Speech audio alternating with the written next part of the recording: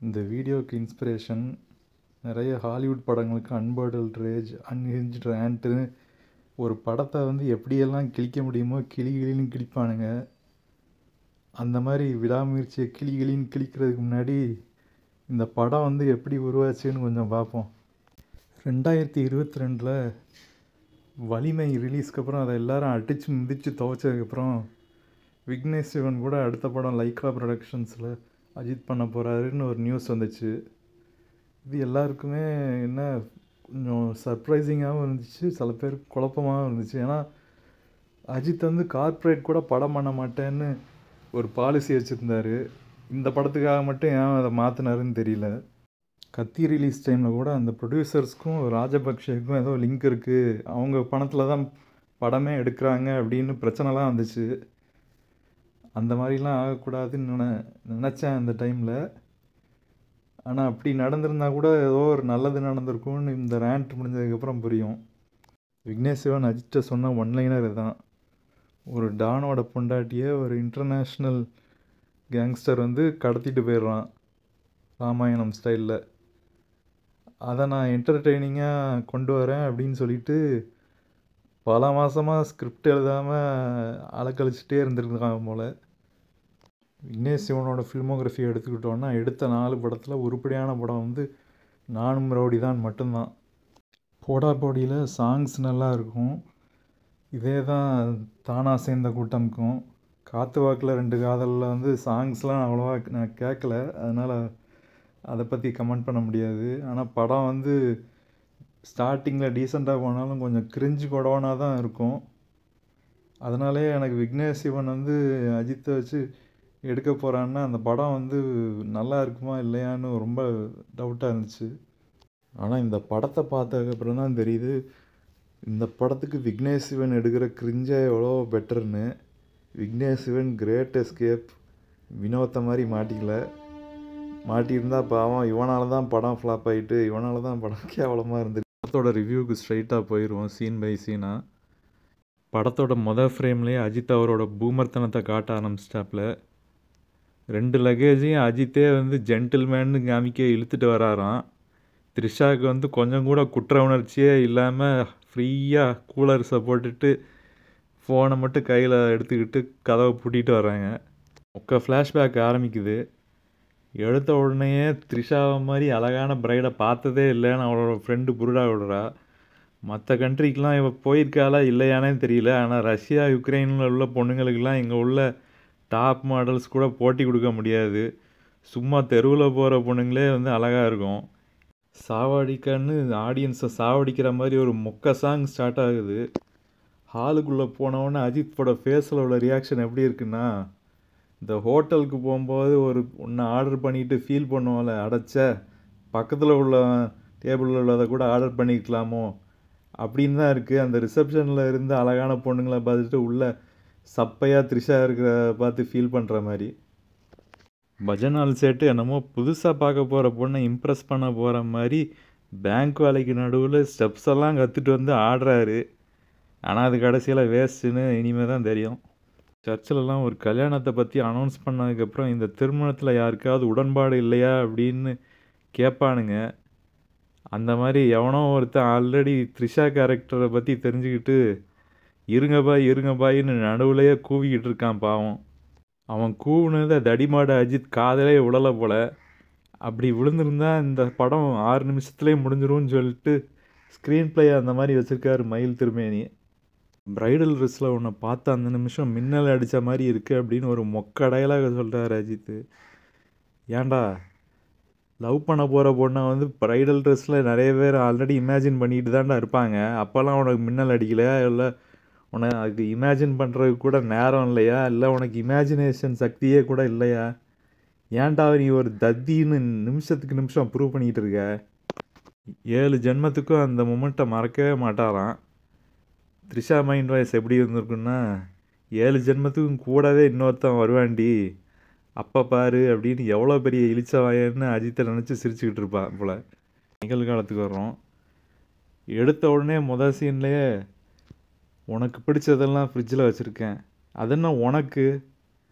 அந்த ஆள் என்ன உன்னோட 10 வயசு கம்மியாக உள்ளவனா? ஒரு புருஷன் உள்ள மரியாதையே கிடையாது. இந்த ஆளும் வெக்கமே இல்லாமல்.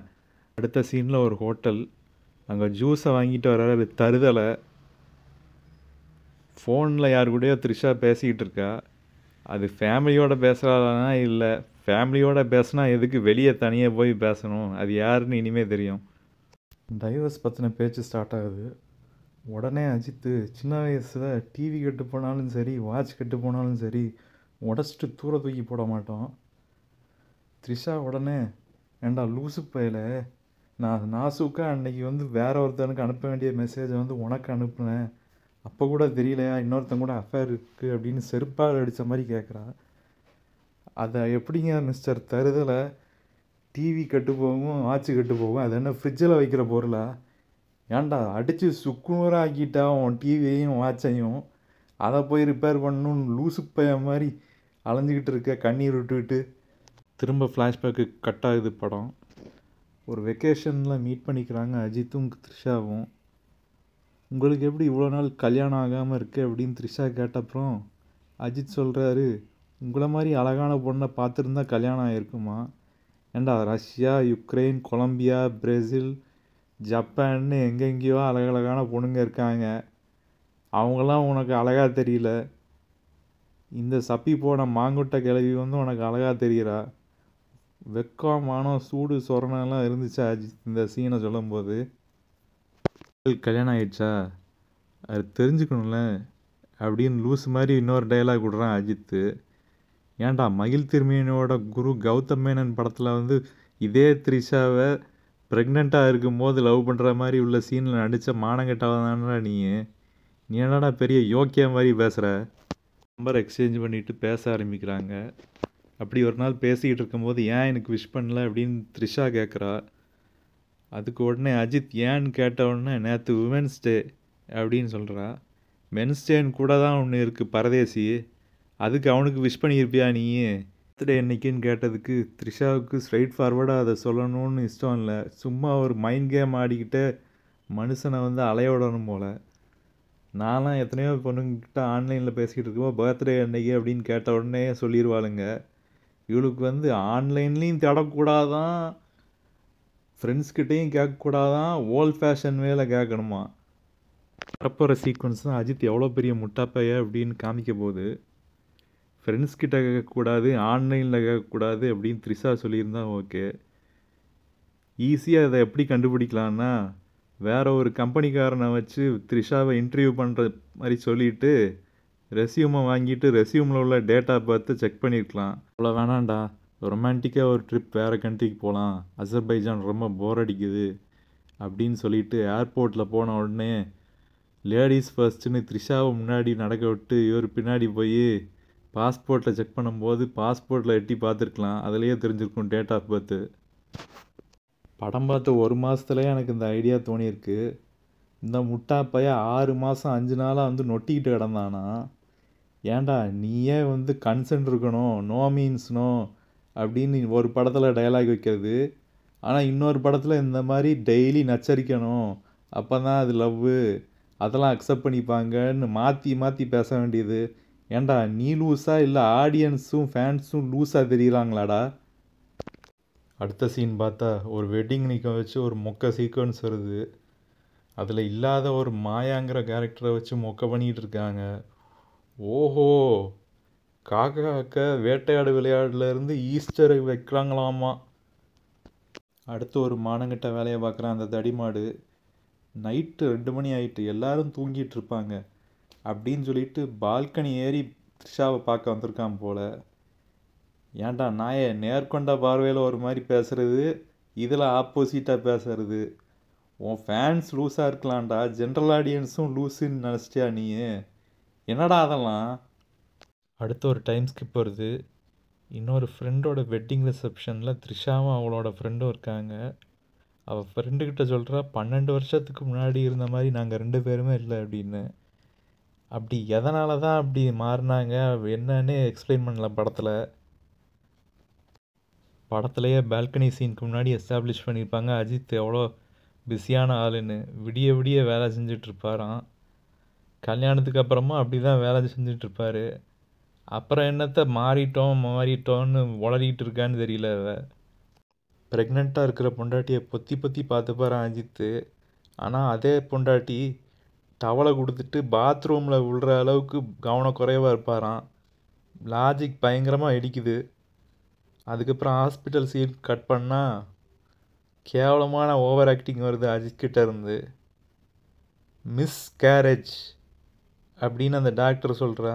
இப்படி ஒரு கேவலமான டயலாக் டெலிவரி நான் பார்த்ததே இல்லை. கருக்கலைஞ்சிருச்சு அப்படின்னு ஈஸியாக சொல்லியிருக்கலாம். நேம் போர்டில் இருந்தே தெரியுது அவர் தமிழ் பொண்ணு தான்னு. அடுத்து சிம்பிளிசிட்டி சிகாமணி ஏகே படத்தில் ஒரு ஏகே ரெஃபரன்ஸ் வச்சுருக்காப்புல. இதான் 2வது வாட்டி விவேகம்க்கு அப்புறம். இந்த படத்தில் பத்திக்குச்சிங்கிற தீம் சாங்கை தவிர கொஞ்சம் டீசெண்டாக இருந்த பாட்டுங்கிறது இந்த தனியேங்கிற பாட்டு தான். அதையுமே கெடுத்து வச்சுருக்கானுங்க ஸ்டார்டிங்கில் அந்த அஃபேர் ஆங்கிள் ஆரம்பித்து. அது பத்தாதுன்னு அந்த பாட்டு முடிஞ்சோடனே அஃபேர் வச்சு அதை நேர்மையாக சொன்னால் பார்த்தியா, ஐ லைக் யுவர் ஆனஸ்டி அப்படின்னு மானங்கட்ட மடப்பைய மாதிரி பேசுகிறான் அஜித்து. இதெல்லாம் எப்படி தான் வந்து ஃபேன்ஸ் வந்து அக்செப்ட் பண்ணிக்கிட்டு மாஸ் படம், கண்டென்ட் படம், ஹாலிவுட் லெவல் படம் அப்படின்னு சொம்பு தூக்குறானுங்களோ. நடாவன் சூடு சொரணையாக இருக்காது போலன்னு த்ரிஷான்னு நினச்சிட்டு இருப்பா போல. ஐ மீன் இட் அப்படின்னு வந்து கெஞ்சிக்கிட்டு இருக்கான் அந்த லூசு பைய.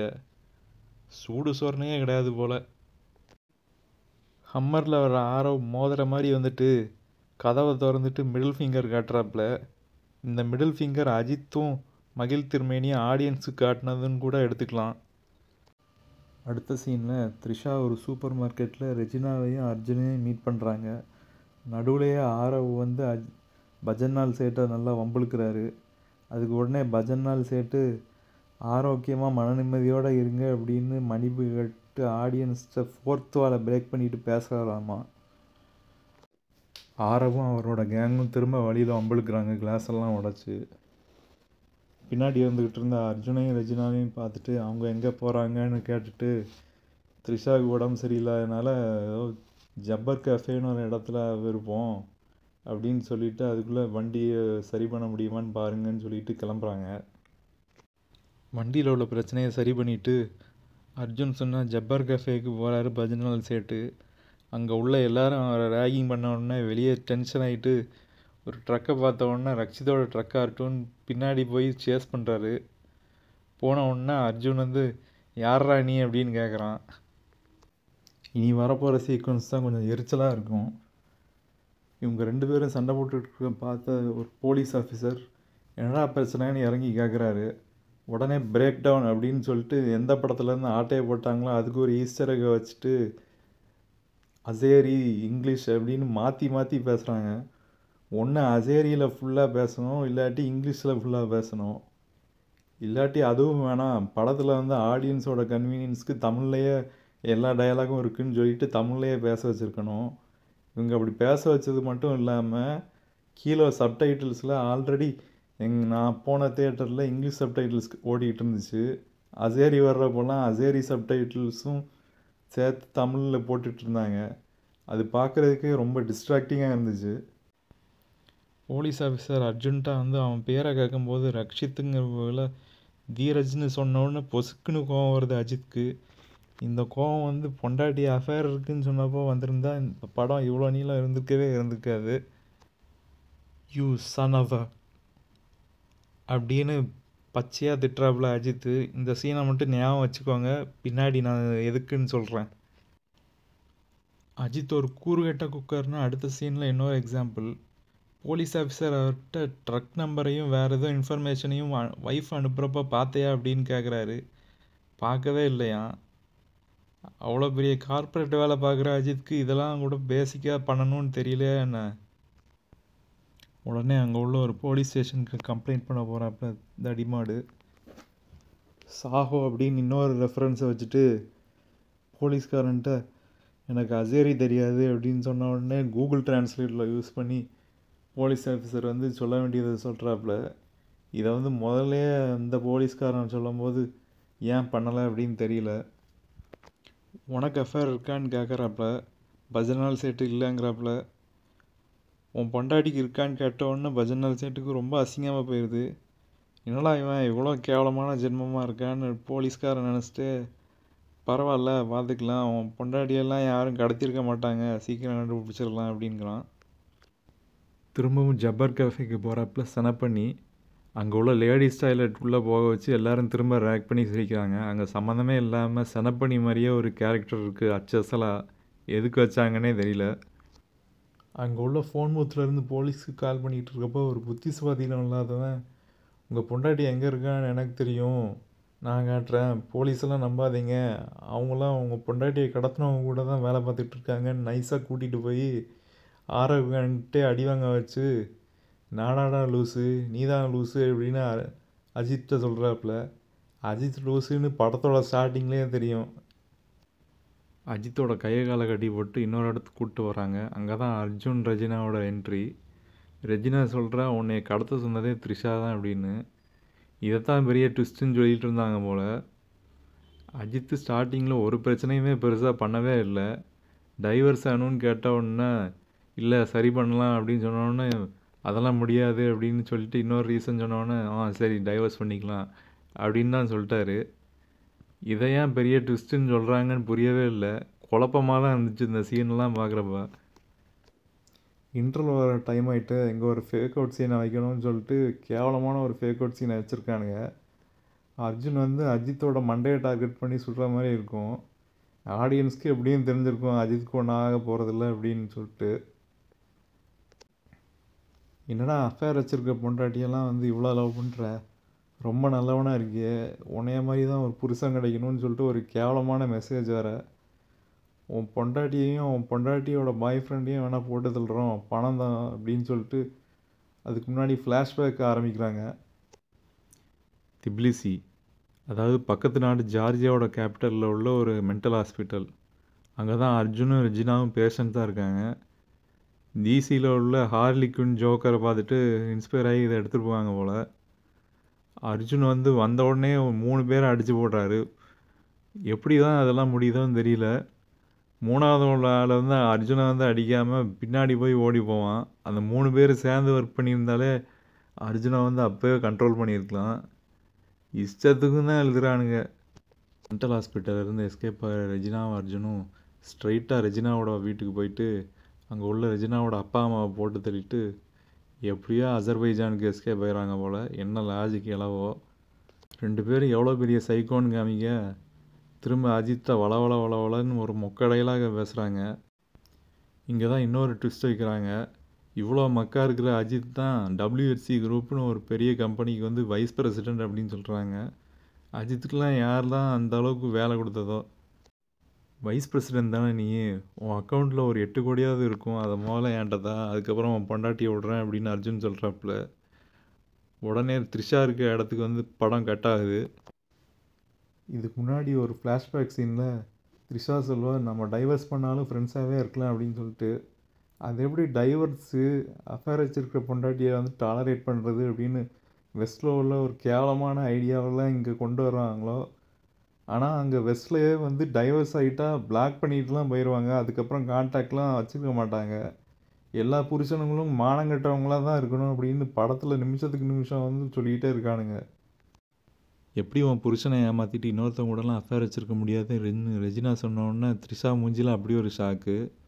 படம் ரிலீஸ்க்கு அப்புறம் இது வந்து அஃபேர்லாம் ஒன்றும் இல்லை, அந்த பிரகாஷ் கேரக்டர் வந்து இமேஜினரி, அது வந்து ஓப்பன் லேயரு, இன்டர்பிரட் பண்ணுறதுக்கு விட்டோம் அப்படின்னு நல்லா வடவடியாக சுட்டிகிட்டு இருந்தாங்க. அப்படி இன்டர்பிரட் பண்ணுற அளவுக்கு இருந்துச்சுன்னா எதுக்கு த்ரிஷா வந்து ஷாக் ஆகணும். அனு தான் உன்னை கடத்த சொன்னான்னு ரெஜினா சொன்னோன்னா ஃப்ளாஷ்பேக் கட் ஆகுது.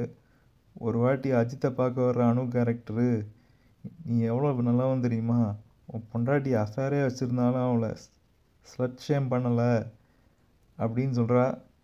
இதுக்கு முந்தின ஒரு சீனில் தான் அர்ஜுனை வந்து நேமை மாற்றி சொன்னாங்கிறதுக்காண்டியே சன் ஆஃப் அப்படின்னு கேவலமாக அர்ஜுனோட அம்மாவெல்லாம் ஸ்லட் ஷேம் பண்ணியிருப்பான் அஜித்து. இதெல்லாம் என்ன லாஜிக்கோ, இந்த ஆள்லாம் எதுக்கு தான் வந்து மெசேஜ் சொல்கிறேன், எம்பவர்மெண்ட் பண்ணுறேன், டாக்ஸிக் மாஸ்குலினிட்டியை உடைக்கிறேன் அப்படின்னு லுச்சாத்தனமாக பேசிகிட்டு இருக்கானோ. அஜித்துக்கு ஆறுதல் சொல்கிறாங்க பேரில் அப்படியே நைஸாக பர்மிஷனே கேட்காம தோளில் சாஞ்சிருக்கானோ. நேர்கொண்ட பார்வையில் நோ மீன்ஸ் நோ, எதாக இருந்தாலும் பெர்மிஷன் கேட்டணும்னு நொட்டின அஜித் வந்து இதில் மட்டும் இந்த சீனுக்கு எப்படி ஒத்துக்கிட்டான்னு தெரியல. இதே ஒரு பையன் வந்து ஒரு பொண்ணு மேலே சாஞ்சிக்கிட்டு இருக்க மாதிரி இருந்தால் பெரிய பிரச்சனையாக இருப்பான் இந்த லூசு பைய. உன் புருஷனுக்கு வந்து அணுதான் இந்த பிளானை போட்டதுன்னு தெரியும், அவன் வந்து கண்டுக்கவே இல்லை, நீ செத்தாலும் பரவாயில்ல அப்படின்னு சொல்லிட்டு பிரெயின் வாஷ் பண்ணுறேங்கிற பேரில் ஆடியன்ஸும் நம்பலை, த்ரிஷாவும் நம்பலை. எதுக்கு தான் இந்த மாதிரி சீன் எழுதி வச்சானுங்களோ. வேணும்னா ஒன்று பண்ணலாம், பிரகாஷை வந்து அந்த அமௌண்ட்டை அனுப்ப சொல்லு, அணுவையும் புருஷனையும் தீர்த்து கட்டிடலாம், அதுக்கப்புறம் நீ பிரகாஷ் கூட சந்தோஷமாக இருக்கலாம், பிரகாஷ்க்கு டெஸ்ட் வச்ச மாதிரியும் இருக்கும் அப்படிங்கிறா ரெஜினா. வாயில் இருந்த கட்டை அவுத்த உடனே என் புருஷன் வந்து எவ்வளோ நல்லவன்னு எனக்கு தெரியும், அவன்லாம் அதை பண்ணியிருக்க மாட்டான் அப்படின்னு சொல்கிறா த்ரிஷா. அது ஸ்டார்டிங்லேருந்தே ஆடியன்ஸ்க்கு தெரியுமே, நீ அஃபேர் வச்சுருக்கதே டாலரேட் பண்ணுற மாதிரி மானங்கிட்டவன் தானே உன் புருஷன். சரி உன் புருஷன் அவ்வளோ நல்லவன்னா எதுக்கு பிரகாஷ் கூடலாம் போய் ஊர் மேய்ஞ்சிக்கிட்டு இருக்க அப்படின்னு கேட்ட உடனே, சி நீ எல்லாம் என்னடி மனுஷி மான்ஸ்டர் அப்படின்னு பொத்திட்டு வருது கோவம் த்ரிஷாவுக்கு. இதில் வந்து பார்த்தீங்கன்னா வாய் கட்ட அவுத்து போட்டுருவா. அப்படி டேரக்டர் சொன்ன மாதிரி பிரகாஷாக வந்து ஓப்பன் இன்டர்பிரிட்டேஷன் அப்படி ஒரு கேரக்டர் இருக்கான்னு ஆடியன்ஸ்கிட்ட வந்து விடுறோம் அப்படின்னு சொல்லியிருந்தா, எதுக்கு அவள் வந்து டினையே பண்ணல த்ரிஷா, அப்படி ஒரு கேரக்டர் வந்து என் லைஃப்லேயே கிடையாது அது இதுன்னு. இப்போ அந்த டேரக்டர் என்ன சொல்கிறான்னு நீங்களே கேளுங்க. ஓகே, இப்போ நீங்கள் வந்து நம்ம இந்த அந்த பொண்ணுக்கான ஃப்ரீடம் கொடுக்கறத பற்றி பேசணும். எஸ், இப்போ கதைக்குள்ளே வரேன். கதையில் ஏன் நீங்கள் கயலுக்கு வந்து அந்த அஃபேர் மேட்டர் நீங்கள் சொன்னீங்க, பட் அதுக்குள்ள பிகாஸ் அதுலேருந்து தான் போகுது, அதுக்கப்புறம் தான் ட்ராவல் போகிறாங்க, அதெல்லாம் நடக்கிறப்போ அப்படி ஒரு ஆள் நிஜமாவே இருக்கிறாரா, இல்லை அது வந்து just because she wanted to leave the relationship அது ஒரு கார்டாக யூஸ் பண்ணிக்கிட்டாங்களா, அதை ஏன் நீங்கள் அதை வந்து டெவலப் பண்ணவே இல்லை? டெவலப் அந்த கேரக்டர் காமிக்கவே இல்லையே பிரகாஷ், இல்லையா? அந்த கேரக்டர் நிஜமாவே இருக்கா இல்லையான்றதே எங்களுக்கு தெரியலையே, ஏன்? Okay, let me answer this question. Okay, ப்ராப்பராகவே ஒரு ஃபுல் வேட்டையாடு விளையாடு படம் நாங்கள் பண்ணினப்போ Daniel Balaji and is friend, okay, அவங்களுடைய ரிலேஷன்ஷிப் பற்றி ஒரு கேள்வி வந்து படம் ரிலீஸுக்கு அப்புறம் வந்தது. அவங்க வெறுமனே ஃப்ரெண்ட்ஸ் தானா, இல்லை அதை தாண்டி ஒரு ஆஸ்பெக்ட் இருக்கா அப்படின்னு. அது ஒரு டயலாகாவே இன்ஃபேக்ட் கமல் சார் கேட்பார்ல படத்துல. டயலாக கேட்க மாட்டார், சொல்லுவார். ஆமா ஆமா சொல்லுவாரு. யா, அங்கே வந்து ஆக்சுவலாக அவர் வந்து அதை சொல்கிறதுக்கான ரீசன் அவங்கள வந்து டிமாரலைஸ் பண்ணணும் அப்படிங்கிறதுக்காக ஒரு கோவத்தில் சொன்னதாகவும் அதை நம்ம அர்த்தப்படுத்திக்கலாம், சரியா? ஆனால் படத்தில் வந்து அது ரொம்ப உள்ளார்ந்த முறையில் ஆராயப்படலை. It was not explored. Okay, அது கௌதம் சார்கிட்ட கேட்டபோது அவர் என்ன சொன்னார்னா, I would like to leave it open ended அப்படின்னாரு. ஓகே, ஸோ படம் ரிலீஸுக்கு அப்புறம் there are many people who are asking me the same question. Okay, நான் கிட்டத்தட்ட ஒரு 6 இன்டர்வியூ கொடுத்துட்டேன். அதில் ஒரு 4-5 இன்டர்வியூலையாவது இந்த கேள்வி என்கிட்ட கேட்கப்படுது. உண்மையிலேயே பிரகாஷன் ஒருத்தர் இருக்காரா இல்லையா என்பதை தாண்டி நாங்கள் சொல்ல வர விஷயம் என்னன்னா, ஒரு பொண்ணுக்கு உண்மையிலேயே அப்படி ஒரு அஃபேர் இருக்கு, ஏன்னா அதுக்கு நியாயமான காரணங்கள் இருக்கு அப்படின்னு சொன்னா அதை நம்ம மதிக்கணுமா மதிக்க கூடாதா அப்படிங்கிறது. முதல் மரியாதை என்ன கதை சொல்லுச்சு, திருமணத்தை தாண்டிய ஒரு உறவை சிவாஜி கணேசன் ஏற்படுத்திக்கிறார். வயசு தாண்டிய ஒரு உணர்வு. ஒரு ஏண்டா ஒரு இடத்துல பிரியாணி வாசம் அடிச்சுன்னா பிரியாணி இருக்குன்னு அர்த்தம், பீ நாத்தம் ஆகுதுன்னா பீ இருக்குன்னு அர்த்தம். நீங்கள் பாட்டுக்கு ஓப்பன் இன்டர்பிரிட்டேஷன் ஆடியன்ஸை கன்ஃபியூஸ் பண்ணாதீங்களா. கௌதம் மேனன் எவ்வளோ பெரிய கிறுக்கு பையனாக இருக்கான்னு பாருங்கள். ஹார்டின் போட்லாம் எவனும் பச்சை குத்தி இருக்க மாட்டான் இன்னொரு ஆம்பளையோட பேரை. அப்படி பச்சை குத்தி இருந்தால் கேன்னு தான் சொல்லுவாங்க. இதில் என்ன ஓப்பன் இன்டர்பிரிட்டேஷன் வேண்டி கிடக்கு. சரியான மானங்கட்ட பயல்களில் தான் இருக்கானுங்க கௌதம் மேனனும் மகிழ் திருமேனியும். எட்டி பார்க்கின்ற உரிமை யாருக்கும் கிடையாது. ஸோ அப்படி யாரும் கேட்குறாங்களா இல்லையான்னு தெரியல. பட் யார் அந்த பிரகாஷ், எதுக்கு அந்த பிரகாஷ்னை கேட்குறாங்க பார்த்தீங்களா? அவங்களுடைய மனோபாவம் என்பது இந்த ரகத்தை சார்ந்தது தான், கீழ்த்தரமானது தான், அடுத்தவங்களுடைய அந்தரங்கத்தில் எட்டி பார்க்கின்ற ஒரு முனைப்பு தான், சரியா? அதை நாங்கள் அட்ரஸ் பண்ணோங்கிற ஒரு அவசியமே.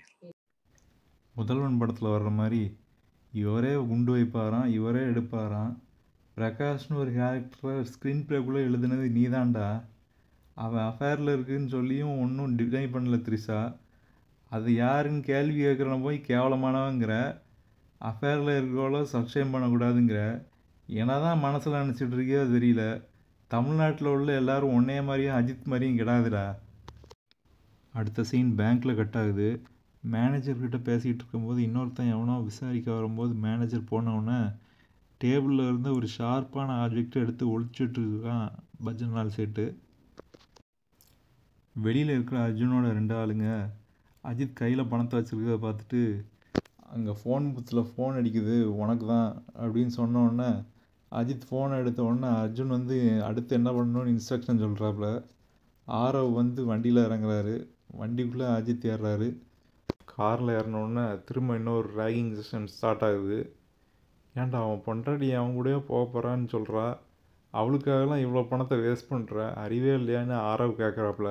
அந்த ஷார்ப்பான ஆப்ஜெக்டை வச்சு கை கட்ட அவுத்து விட்டு ஒரு பயங்கர கேவலமான ஃபைட் சீக்வன்ஸை ஸ்டார்ட் பண்ணுறாரு பஜன்லால் சேட்டு. அதில் என்னென்ன மிஸ்டேக் இருக்குன்னு அப்படின்னு சொல்கிறேன். பஜன்லால் சேட்டு படத்தில் எல்லாத்தையும் முதுகுத்து ரெஃபரன்ஸ்னு ஒன்று இருக்கும். அது மாதிரி இதில் ஷோல்டர் குத்து, தொடை குத்து, கை குத்துன்னெலாம் இருக்குது. ஒரு ஷாட்டில் அஜித் வந்து காரோட ஸ்டீரிங் வீலில் வந்து காலை வைக்கிறேன்னு சொல்லிட்டு வைடு எக்ஸ்போஸ்டாக இருப்பாப்புல. இந்த சந்தர்ப்பத்தை எவனுமே யூஸ் பண்ணல. ஈஸியாக கவட்டையிலையோ மூஞ்சிலேயோ அடிச்சிருந்தா அஜித்தால் ஒன்றுமே பண்ணியிருக்க முடியாது. வில்லன்ஸும் முட்டாளாக இருக்கானுங்க போல். ட்ராகன் பால் ஜின்னு ஒரு ஆனிமே வந்து பல வருஷத்துக்கு முன்னாடி இந்தியாவில் ரொம்ப பாப்புலரு. அதில் உள்ள மெயின் கேரக்டர் கோகு கேயோகன்னு ஒரு டெக்னிக்கை வந்து நிறைய வாட்டி யூஸ் பண்ணுவாப்புல. அதாவது என்னென்னா, ஒரு குறிப்பிட்ட டைமுக்கு மட்டும் வந்து ஸ்பீடாக எல்லாரையும் அடிச்சுட்டு போகிற மாதிரி அந்த செகண்டில் ஸ்ட்ரென்த் வந்து இன்க்ரீஸ் ஆகிரும். அந்த டெக்னிக்கை எங்கேயோ அஜித் கற்றுக்கிட்டு வந்துட்டான் போல். கார்ப்பரேட் வேலை பார்க்குறவங்க வந்து 3 பேரை அப்படியே அசால்ட்டாக அடிச்சுக்கிட்டே இருப்பானா, அவங்களால கவுண்டர் பண்ணவே முடியாதான். பின்னாடி உள்ள அந்த மென்டலாக நடித்தவன் அஜித்தை அடிக்கிறது போல் ஆரோவோட சீட்டுக்கு பின்னாடிலாம் அடிச்சுக்கிட்டு கிடப்பான். என்னதான் மூளையோ, எப்படியோ 3 பேரையும் அடித்து போட்டு ஆரோவோட கண்ணையும் பிடுங்கிட்டு காரை அவரோட கண்ட்ரோலில் கொண்டு வந்துடுறாரு பஜன்லால் சேட்டு. திரும்ப ஆரோவை சீட்டோட கட்டி போட்டு நான் எவ்வளோ பெரிய ரேசர் பாருன்னு காட்டுறதுக்கு ஒரு 8 போட்டு காமிக்கிறார் அஜித். வண்டியை நல்லா கவுத்தி விட்டு திரும்ப ரோடுக்கு போகிறாங்க. அந்த பிரச்சனையை தூரத்தில் இருந்து பார்த்துக்கிட்டு இருந்த போலீஸ் ஆஃபீஸரு திரும்ப வர்றான். கையில் இருக்கிற கண்ணை மறைக்காமல் போலீஸ் ஆஃபீஸருக்கு தெரிகிற மாதிரி வெளியில் எடுத்துகிட்டு வரோம் அஜித்து. முட்டா போய் மூமெண்ட் நம்பர் எத்தனையோ கீழே படுத்துட்டு ஐயோ இவருக்கு நான் சொல்கிறது புரியலையேன்னு புலம்பிகிட்டு இருப்பான். ஏன்டா நீ கன்னை எடுத்துகிட்டு வந்தால் நீ தான் கெட்டது பண்ணிகிட்டு இருக்கேன்னு யாருக்கும் தோணும். நடுவில் வேற ரைஸ் ரைஸ் ரைஸ்னு பந்தியில் உட்காந்துருக்க மாதிரி கத்திகிட்டு இருக்கான் அஜித்து. போலீஸுன்னு தான் அசேரியிலையும் இருக்குது, அதையே வச்சு கூப்பிடலாம். ஏன் ட்ரோல் மெட்டீரியலுக்கு மேலே ட்ரோல் மெட்டீரியலாக கொடுத்துக்கிட்டு இருக்கான்னு தெரியல. அந்த சந்தர்ப்பத்தை யூஸ் பண்ணிக்கிட்டு ஆரவு திரும்ப காலிலேருந்து ஒரு கன்னை எடுத்துகிட்டு போலீஸ்காரனை சுட்டுட்டு அஜித்தை சுடலான்னு போகிறப்ப அஜித் கீழே உருண்டுட்டு எங்கேயோ ஒளிஞ்சுக்கிறான். திரும்ப வண்டிக்கு பின்னாடி இருந்து இன்னொரு கன்னை எடுத்துக்கிறான். ஆக மொத்தத்தில் வண்டியில் 3 கன்று இருந்திருக்கு. அந்த வண்டியில் வீலிங் பண்ணிக்கிட்டு இருக்கப்பவே 3 பேரும் 3 கன்னை எடுத்திருந்தா அஜித்தை சும்மா சுட்டிருந்தாலே அஜித்துக்கு எங்கேயாவது அடிபட்டு அவன் ஊன்னு கத்திட்டு வண்டியை விட்டு கதறி வெளியே ஓடியிருப்பான். மூளை இல்லாத பசங்களாக தான் காட்டியிருக்கானு வில்லன்களையும். போலீஸ்காரங்கெல்லாம் ஃபாலோ பண்ண போகிறாங்கன்னு அங்கேருந்து ஆரவ் எஸ்கேப்பு. போலீஸ்கார்ட்ட இன்ஃபார்ம் பண்ணிவிட்டு போலீஸ்க்கு பேக்கப்புக்கும் வர சொல்லிவிட்டு போலீஸோட காரை எடுத்துகிட்டு போகிறாப்புல. அங்கே ஒரு இடத்துல 2ஆக பிரியுது ரோடு. அதில் ரொம்ப குழப்பமாக இருக்கான். மண்டையை சொரிஞ்சு கட்டுறாப்புல. அர்ஜுன்கிட்ட பேசுகிறதுக்கு முன்னாடி பார்த்த ஒருத்தன் இருக்கிற இடத்துக்கு வந்துடுறான் அஜித்து. ஆரோவோட ஷோல்டரில் ரத்தம் இருக்க பார்த்தா அர்ஜுனு இது உன் ரத்தமா அவன் ரத்தமானு கேட்டோன்னா அவன் ரத்தம் தான் அப்படின்னு பொய் சொல்கிறான் ஆரவு. எதுக்கு இந்த பொய் சொல்லணும்னு தெரியல. ஏன்னா அதை எப்படியும் கவர் பண்ணி தான் ஆகணும், மருந்து போட்டாகணும். திடீர்னு கை வைக்கிறப்போ வான்னு கத்த தான் செய்வான். அர்ஜுனோட அடியாள் வீட்டுக்கு போனவுடனே வேலைக்காரங்களை கேவலமாக நடத்திக்கிட்டு இருக்கான். உடனே வர்ற அஜித்து அவனை மடக்கி பிடிச்ச உடனே உனக்கெலாம் அவன் பொண்டாட்டி எங்கே இருக்கான்னு சொல்ல முடியாது, என்ன ஆனாலும் பண்ணிக்கோடான்னு சொன்னோடனே 2 அடியும் அடித்த உடனே ஐயோ அம்மான்னு கதறிட்டு அந்தால வந்து எங்கே இருக்கான் அர்ஜுன் சொல்ல ஆரம்பிக்கிறான். அந்த அடியாளோட அம்மா ஒரு கதவை ஓப்பன் பண்ணிவிட்டு வீல் சேரில் ஷாட்கனோட வருவா. கிளவிக்கு எய்மே பண்ண தெரில. அஜித்தோட மண்டை எங்கேயோ இருக்குது, அவன் பையனோட குதிகால் எங்கேயோ இருக்குது. மண்டை குறி வைக்காமல் குதிகால் குறி வச்சு பையன் மேலே சுட்டுருவா. அஜித்தோட மண்டை குறி வைக்க ட்ரை பண்ணும்போது அஜித் டக்குன்னு மின்னல் வேகத்தில் நகர்ந்ததுனால பின்னாடி இருக்கிற பிளேட்டில் பட்டு ரிக்கோஷே ஆகி கிளவி மேலேயும் அடிக்குது. அஜித் அந்த அடியால் அடித்து விசாரிச்சுட்டு இருக்கும்போது இங்கே திரும்ப ஒரு முதுகுத்து ரெஃபரன்ஸு. யாரோ ஆரோவை விட்டு அடிச்சிடுறாங்க முதுகில். பார்த்தா பின்னாடி அந்த ரெஸ்டாரண்ட்டில் உள்ளவன் ஜப்பர் வந்து வந்திருப்பான் ஃப்ரெண்டோட. வேலைக்காரியோட பையன் ஒரு கத்தியை கொடுத்த உடனே அதை ஜப்பர் மேலே வீசிட்டு விஜயகாந்த் ரெஃபரன்ஸ்லாம் பண்ணுறாப்புல அஜித்து. இந்த 3 பேரையும் கட்டி போட்டு அர்ஜுன் இருக்கிற இடத்த விசாரிச்சுட்டு அங்கே போகிறான் பஜன்லால் சேட்டு. அங்கே போனவுடனே பத்திக்கிச்சு தீமை ஆரம்பிக்கிறாங்க. செட்டே ஆகலை அஜித்து. ஏதோ கான்ஸ்டிபேஷன் ஆன மாதிரி மூஞ்சி வச்சுக்கிட்டு போகிறாப்புல. ஒரு கேரவேனுக்குள்ளே 3 பேரை அடித்து போகிறாப்புல. 3 பேரால் இந்த ஆளை ஒன்றுமே பண்ண முடியலையா. ஜப்பரோட ஆளுங்க கூட சண்டை போட்டும் ஒரு ரத்த காயமும் இல்லையா. வண்டி கவுந்தும் ஒரு ரத்த காயமும் இல்லையா. என்ன தான் லாஜிக்கோ. ஆரோ கூட ஒரு ஃபைட் சீன் வருது. ஒரு சாப்லேடை வச்சுட்டு அஜித்தை அறுக்கணும்னு பார்க்குறான். அஜித் வந்து எப்படியோ அந்த சாப்லேடை வந்து அவன் பக்கம் திருப்பிடுறாப்புல. திடீர்னு ரெஜினா வந்து சுவிட்சை ஆஃப் பண்ணிடுறா. திரும்ப ரெஜினாவும் ஆரோவும் ஃபைட் பண்ணிகிட்டு இருக்கும்போது எப்படியோ ஆரோவை கீழே தள்ளி விட்டு ரெஜினா வந்து அஜித்தை மிதிக்கிறேன்னு சொல்லிட்டு சுவிட்சில் மிதித்து ஆரோவை செத்து போயிடுவான். என்ன தான் அறிவு இருக்கோ அவங்களுக்குலாம். அஜித்தோட மூஞ்சியில் துணியை ரெஜினா போட அஜித் பின்னாடி தள்ள அந்த கிளாஸ் உடைய 2 பேரும் விழுவாங்க. ரெஜினா மட்டும் ஓப்பனாக இருக்கிற ஆசிட் வேட்டில் விழுந்துருவா. இப்படி ஒரு சுச்சுவேஷன் வரும்னு எப்படி தான் ரெஜினாவுக்கு தெரியாமல் இருந்துச்சோ தெரியல. ஒன்று அந்த கிளாஸையாவது ஸ்ட்ராங்காக வச்சுருக்கணும், இல்லை அந்த ஆசிட் வேட்டை வேறு எங்கேயாவது வச்சுருக்கணும், இல்லை அதை மூடியாவது வச்சுருக்கணும். நிமிஷத்துக்கு நிமிஷம் வில்லன்களும் ஹீரோவை மாதிரியே முட்டா பசங்கன்னு ப்ரூவ் பண்ணிகிட்டு இருக்கான் மகிழ். அர்ஜுன் அதை பார்த்து ஃபீலிங் ஆகி அஜித் கூட சண்டை போடுறாப்புல. ஒரு கோடாரி எடுத்துகிட்டு பஜன்லால் சேட்டு மர ஹேண்டில் இருக்கிற பக்கமாக பார்த்து டைல்ஸை அடிக்கிறாப்புல. டைல்ஸ் உடையுது. இங்கே உடனே அர்ஜுனோட தேரிக்கே ரெஃபரன்ஸ் வருது. எப்படியோ சங்கிலியால் அர்ஜுனை பிடிக்க அர்ஜுன் நீ என்னடா எனக்கு பால்க பிச்சை போடுறது, நானே செத்துடுறேன்னு சொல்லிட்டு விழுந்து செத்துடுறேன். தமிழ் படம் ஸ்பூஃப் ஸ்டைலில். இங்கே இன்னொரு வேட்டையாடு விளையாட ரெஃபரன்ஸ் வருது. 2 நாய்ங்க எங்கேயோ தோண்டிக்கிட்டே கிடக்கு. அதை போய் பார்த்த உடனே கீழே ஒரு ட்ராப் டோர் இருக்கிறது தெரியுது அஜித்துக்கு. அங்கே உள்ள ஒரு பணத்தை பார்த்துட்டு ஓன்னு ஒப்பறிவிப்பாங்கள அஜித்து. போலீஸ் வந்த உடனே தான் தெரியுது 10 வருஷமாக இந்த ஆப்ரேஷன் நடத்திட்டு இருக்காங்கன்னு. புருஷங்களையும் பொண்டாட்டிங்களையும் கடத்தி வச்சுட்டு புருஷனை கொண்டுட்டு பொண்டாட்டிக்கு ஆப்ரேஷன் பண்ணி ஃபேஸை மாற்றி விட்டு ரஷ்யன் கேங்ஸ்டர் விற்றுருவாங்களாம். இதில் காமெடி என்னென்னா UK, Colombia, Arab countries, European யூனியனில் இருக்கிற பல்கேரியா அப்படின்னு நிறைய நாட்டில் உள்ளவங்க பாஸ்போர்ட்லாம் காமிப்பாங்க. யூரோப்பியன் யூனியனில் உள்ள ஆளுங்களெல்லாம் இப்படி கடத்திருக்காங்கன்னா வந்து எப்படி தான் ஒரு இன்டர்நேஷ்னல் அவுட்ரேஜ்னு ஒன்றும் ஆகலைன்னு தெரியல. இவங்களுக்குலாம் ரிலேட்டிவ்ஸ் ஃப்ரெண்ட்ஸ்னு இருந்திருப்பாங்க. ஒர்க்கில் உள்ளவங்க யாருக்காச்சும் ரொம்ப நாளாக வரலையான்னு டவுட் வந்து இன்ஃபார்ம் பண்ணியிருப்பாங்க. லாஜிக்கே பல இடத்துல இடிக்குது இந்த படத்தில். அதுக்கப்புறம் காரில் த்ரிஷா கூட தான் அஜித் போயிட்டுருக்காப்புல. அதுக்கு முந்தின சீனில் அந்த பணத்துக்கு பின்னாடியே தான் த்ரிஷாவை கட்டி போட்டிருக்கான் அர்ஜுனு. த்ரிஷாவோட பேரண்ட்ஸ் வீட்டில் த்ரிஷாவை விட்டதுக்கப்புறம் நான் உன்னைய போகிறேன்னு தெரிஞ்ச உடனேயும் ஏன் உன்னைய காப்பாற்றினேன்னு கேட்டதுக்கு ஐ லவ் யூன்னு கேவலமான டைமிங்கில் கேவலமான டெலிவரியில் சொல்வாப்புல. இந்த கர்மத்தை போய் கண்டு கொண்டேன் கிளைமேக்ஸ் கூட கம்பேர் பண்ணிகிட்டு இருப்பாங்க.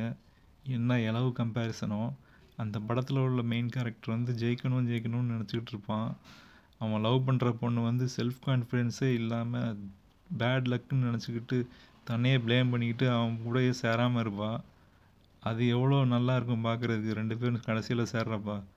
இதில் வந்து அஃபேர் வச்சுருக்கவளை வந்து டாலரேட் பண்ணிக்கிட்டு பணத்தையும் உயிரையும் ரிஸ்க் பண்ணிகிட்டு இருப்பாப்புல தன்னையே மதிக்காத ஒரு பொண்டாட்டிக்காக.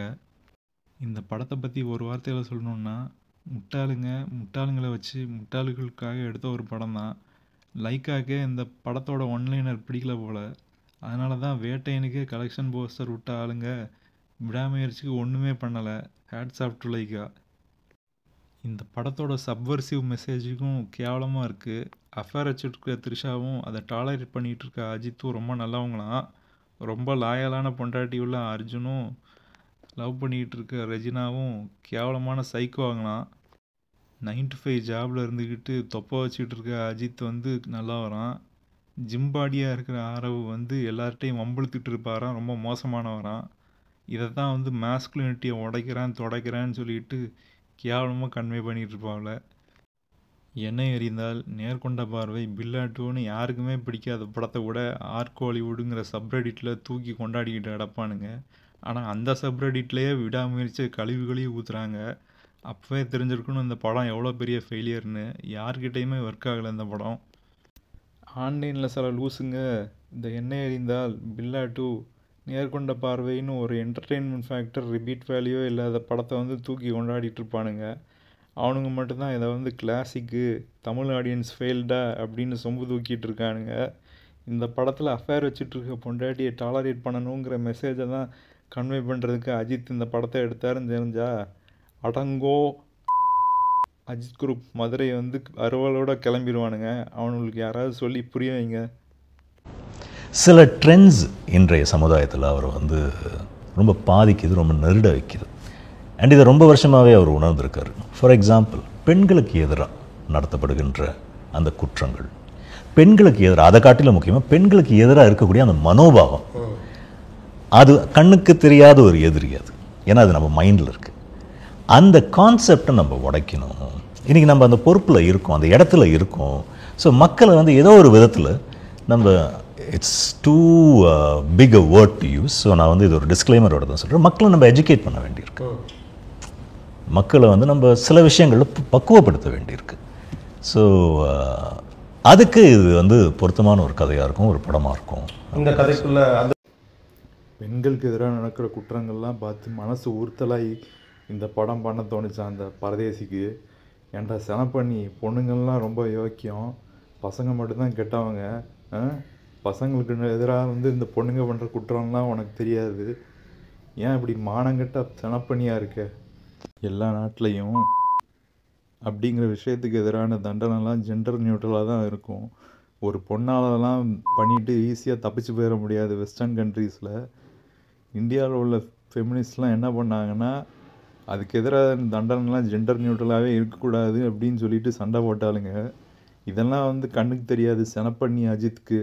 அவேர்னஸ்னு தூக்கிட்டு வந்துடுறான். இந்த மாதிரி அட்டூழியத்துக்குலாம் எதிராக அவேர்னஸ் பண்ண முடியும்னா அப்போ படம் எடுறா செனப்பண்ணி அஜித்து.